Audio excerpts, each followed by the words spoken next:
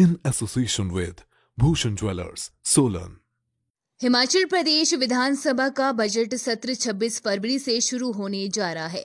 20 मार्च तक चलने वाले बजट सत्र में 17 बैठकें रखी गई हैं। मुख्यमंत्री जयराम ठाकुर 6 मार्च को अपने कार्यकाल का चौथा बजट पेश करेंगे। सत्र के पहले दिन राज्यपाल का अभिभाषण होगा। उसके बाद 7 सदस्यों के निधन पर शोकोदगार होगा।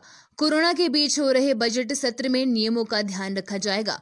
विधानसभा अध्यक्ष विपिन परमार ने कहा कि कोरोना के बीच ये बजट सत्र भी शुरू हो रहा है, जिसको देखते हुए कोरोना के प्रोटोकॉल के नियमों का पालन किया जाएगा।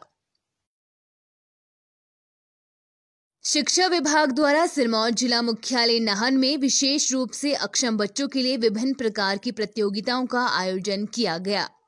कैंट स्कूल नाहन में आयोजित इस कार्यक्रम में जिला परियोजना अधिकारी ऋषिपाल शर्मा बतौर मुख्य अतिथि मौजूद रहे। मीडिया से बात करते हुए परियोजना अधिकारी ने बताया कि आयोजन का मुख्य मकसद इन विशेष बच्चों को समाज की मुख्य धारा में लाना है, ताकि ये बच्चे स्कूल में पढ़ रहे अन्य छात्रों से अपने आप को अलग न समझें। प्रतियोगिता है, ये हमारे जो विशेष रूप से सक्षम बच्चे हैं, जिनको हम आजकल दिव्यांग बच्चे भी बोलते हैं, तो इनके लिए ये आयोजित की जा रही है। हमारे सभी शिक्षा खंडों में जितने ये विद्यार्थी हैं, तो उनमें से 4 से 5 शिक्षा खंडों में ये प्रतियोगिता आयोजित की जाएगी, जिसमें से आज ये नाहन शिक्षा खंड में आयोजित की जा रही है।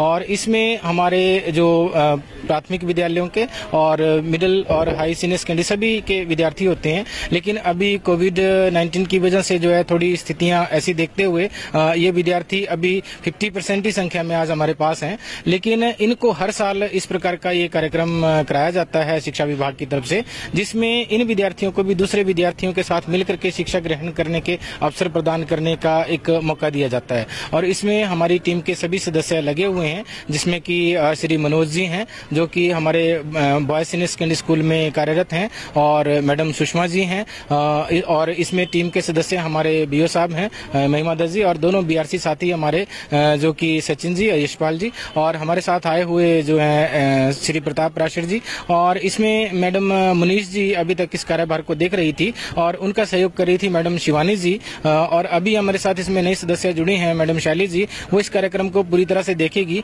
ये कार्यक्रम 1 से 8वीं तक एक अलग रूप से और 9वीं से 12वीं तक अलग रूप से जो है आयोजित किया जाता है, लेकिन सभी विद्यार्थियों को मौका देने के लिए इस प्रकार के कार्यक्रम आयोजित किए जाते हैं, जिसमें सॉफ्ट गेम्स जो है आयोजित की जाती हैं। ये जो बॉल मैं देख रहा हूँ मेरे हाथ में है, तो इससे अभी एक कार्यक्रम यहाँ पे आयोजित हुआ, जिसमें कि छोटे बच्चों को ये मतलब ये सिखाया गया कि किस प्रकार से जो है इसको फेंकना है, वो भी अपने आप को सक्षम समझे। सचिवालय चतुर्थ श्रेणी कर्मचारियों ने आज सचिवालय के बाहर धरना प्रदर्शन किया। संघ ने सचिवालय में आउटसोर्स पर भर्तियों पर विरोध जताया और सचिवालय प्रशासन पर कर्मचारियों की मांगों को अनदेखा करने का आरोप लगाया है। कर्मचारियों ने सचिवालय के बाहर हर रोज धरने की चेतावनी दी है। सचिवालय चतुर्थ श्रेणी कर्मचारी संघ के अध्यक्ष टेकराम शर्मा ने कहा कि सचिवालय में आउटसोर्स पर भर्तियां की जा रही है। वह पहले भी अपने मांगों को लेकर कई बार मुख्य सचिव व मुख्यमंत्री को अवगत करवा चुके हैं, लेकिन उनकी कोई सुनवाई नहीं हुई है।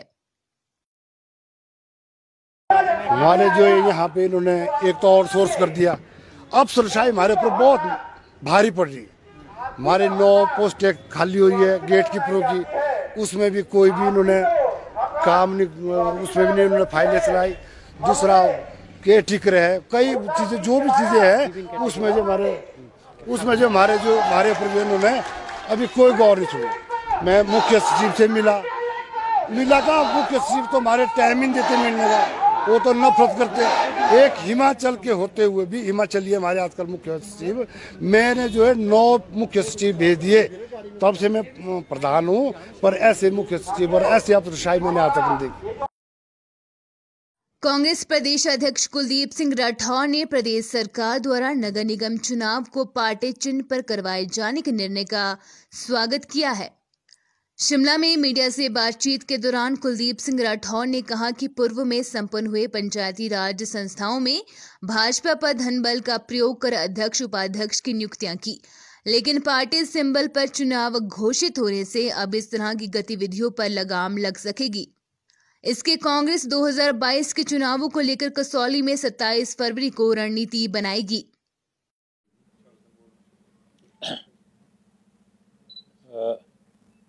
हिमाचल सरकार ने पिछले दिन मंत्रिमंडल की बैठक में निर्णय लिया है कि जो नगर निगम के चुनाव होने जा रहे हैं, ये चुनाव पार्टी चिन्ह पे होंगे। मैं इस फैसले का स्वागत करता हूं, क्योंकि ये कांग्रेस पार्टी की मांग थी और मैं तो बार बार हर मंच से ये बात करता रहा, ये मांग उठाता रहा कि हिमाचल में जो भी स्थानीय निकायों के चुनाव है वो भी पार्टी चिन्ह पे होने चाहिए थे, लेकिन नहीं हुए। अब सरकार अगर नगर निगम के चुनाव चिन्ह पे कराती है तो हम इसका स्वागत करते हैं। पांवटा साहिब में बिजली की अघोषित कट व सिंचाई की उचित व्यवस्था न होने के कारण किसान परेशान है। सिंचाई योजना की नहरें बंद पड़ी हुई है, जो कई दशकों से ठीक नहीं करवाई जा सकी। किसानों का कहना है कि जब से सुखराम चौधरी ऊर्जा मंत्री बने हैं, उसके बाद से पांवटा साहिब में बिजली व्यवस्था के खस्ता हाल है। अब बिजली कटों से किसान परेशान हो चुके हैं, क्योंकि घंटों तक बिजली बंद रहने से ट्यूबवेल आदि नहीं चल पा रहे हैं।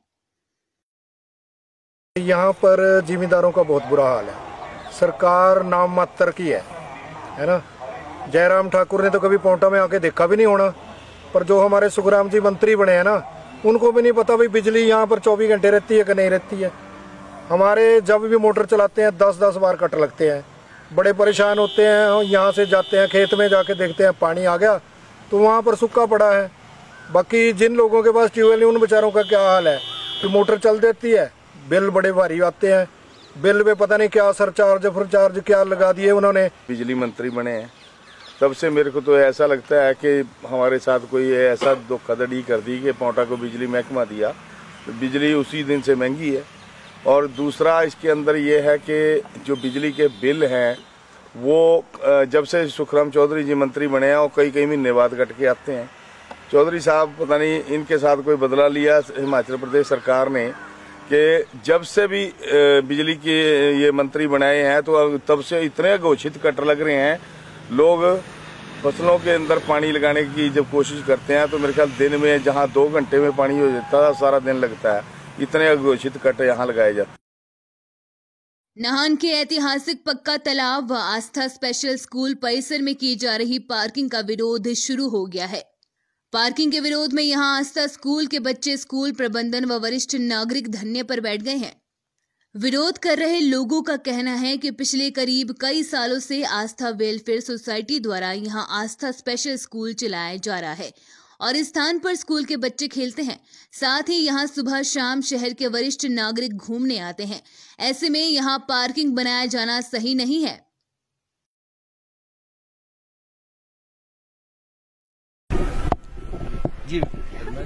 हमने आज से ये जो धरना स्टार्ट कर दिया है और ये कंटिन्यू रहेगा जब तक पार्किंग नहीं हटेगी। तो हम चाहते हैं कि यहाँ से पार्किंग हटे और तब तक हम कंटिन्यू रखेंगे धरना। कौन मतलब बच्चे यहाँ पे खेलते हैं, क्या करते हैं? हमारे जो स्पेशल दिव्यांग बच्चे हैं इनका आने जाने का रास्ता भी यही है और खेलते भी यहीं पे है।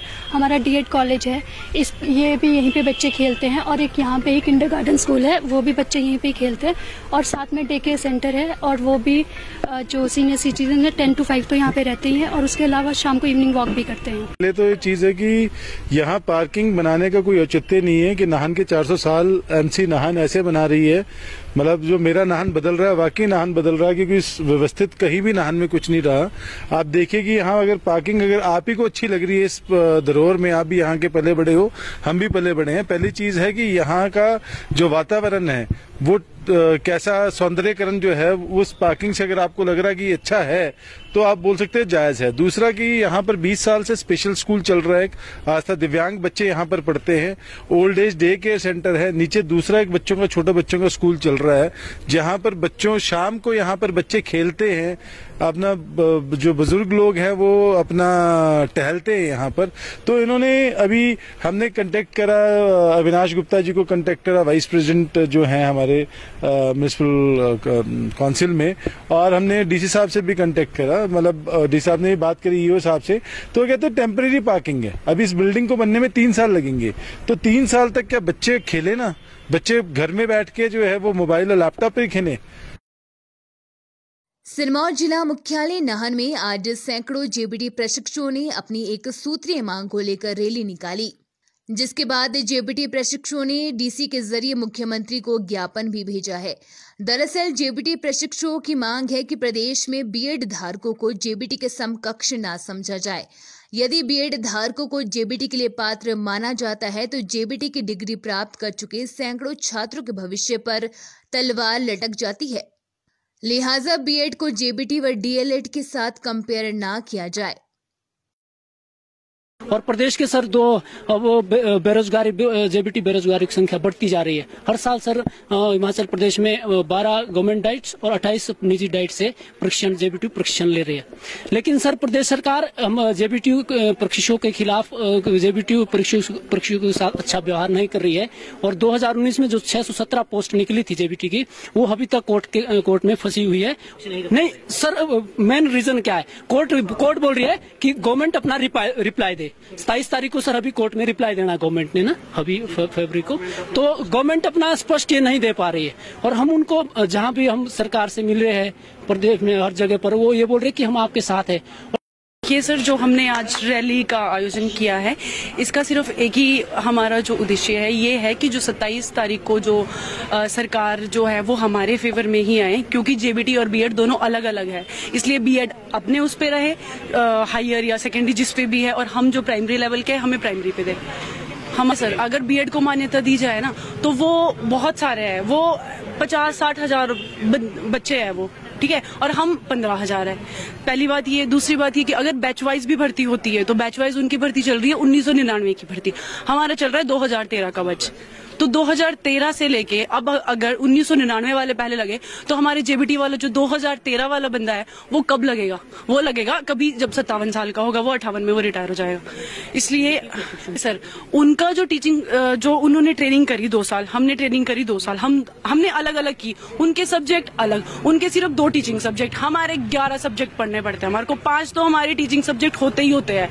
तो उसमें से ये है कि उनका साइकोलॉजी उनकी अलग है, बच्चे उनके पास अलग है। हमारे पास 10 या 10-11 साल के बच्चे होते हैं हमारे पास, उनके पास होते हैं 16-17 साल के बच्चे। तो साइकोलॉजी ऑब्वियसली अलग अलग होगी, क्योंकि 10 साल की साइकोलॉजी 17 साल के बच्चे के ऊपर तो लागू होगी नहीं। तो इसलिए बीएड अलग है, जेबीटी अलग है। यही हम बीएड वालों को भी समझाना चाह रहे हैं, और बीएड वालों को भी ये चीज पता है कि हमारा सब कुछ अलग अलग है। पर वही है कि उनका बैच लास्ट बहुत पीछे चल रहा है, तो वो चाह रहे हैं कि बैच वाइज उनका पहले आ जाएगा बैच वाइज। और अगर उनको ले लिया तो फिर हमारा तो फिर जेबीटी तो कहीं है ही नहीं, फिर जेबीटी तो खत्म ही कर दो। जेबीटी में भर्ती क्यों करवानी है फिर तो अगर जेबीटी बीएड आपने इक्वल करना है तो बीएड रखो, जेबीटी रखो ही मत, फिर बीएड ही करवाओ ना। बीएड करो, जेबीटी आफ्टर +2 होती है, बीएड आप ग्रेजुएशन के बाद करवाते हो, उसके बाद वही बीएड वाला आप जेबीटी में पढ़ा देते हो। प्रतियोगिता है ये हमारे जो विशेष रूप से सक्षम बच्चे हैं, जो जिनको हम आजकल दिव्यांग बच्चे भी बोलते हैं, तो इनके लिए ये आयोजित की जा रही है। हमारे सभी शिक्षा खंडों में जितने ये विद्यार्थी हैं, तो उनमें से 4 से 5 शिक्षा खंडों में ये प्रतियोगिता आयोजित की जाएगी, जिसमें से आज ये नाहन शिक्षा खंड में आयोजित की जा रही है। और इसमें हमारे जो प्राथमिक विद्यालयों के और मिडिल और हाई सीनियर सेकेंडरी सभी के विद्यार्थी होते हैं। लेकिन अभी कोविड-19 की वजह से जो है थोड़ी स्थितियां ऐसी देखते हुए ये विद्यार्थी अभी 50% ही संख्या में आज हमारे पास हैं। लेकिन इनको हर साल इस प्रकार का ये कार्यक्रम कराया जाता है शिक्षा विभाग की तरफ से, जिसमें इन विद्यार्थियों को भी दूसरे विद्यार्थियों के साथ मिलकर के शिक्षा ग्रहण करने के अवसर प्रदान करने का एक मौका दिया जाता है। और इसमें हमारी टीम के सभी सदस्य लगे हुए हैं, जिसमें कि श्री मनोज जी हैं जो कि हमारे बॉयज सीनियर सेकेंडरी स्कूल में कार्यरत हैं, और मैडम सुषमा जी हैं, और इसमें टीम के सदस्य हमारे बीओ साहब हैं महिमा दत्त जी, और दोनों बीआरसी साथी हमारे जो कि सचिन जी, यशपाल जी, और हमारे साथ आए हुए जो हैं श्री प्रताप राशिर जी। और इसमें मैडम मुनीष जी अभी तक इस कार्यभार को देख रही थी और उनका सहयोग कर रही थी मैडम शिवानी जी। और अभी हमारे साथ इसमें नई सदस्य जुड़ी हैं मैडम शैली जी, वो इस कार्यक्रम को पूरी तरह से देखेगी। ये कार्यक्रम पहली से 8वीं तक एक अलग रूप से और 9वीं से 12वीं तक अलग रूप से जो है आयोजित किया जाता है। लेकिन सभी विद्यार्थियों को मौका देने के लिए इस प्रकार के कार्यक्रम आयोजित किए जाते हैं, जिसमें सॉफ्ट गेम्स जो है आयोजित की जाती हैं। ये जो बॉल मैं देख रहा हूँ मेरे हाथ में है, तो इससे अभी एक कार्यक्रम यहाँ पे आयोजित हुआ, जिसमें कि छोटे बच्चों को ये मतलब ये सिखाया गया कि किस प्रकार से जो है इसको फेंकना है, वो भी अपने आप को सक्षम समझे।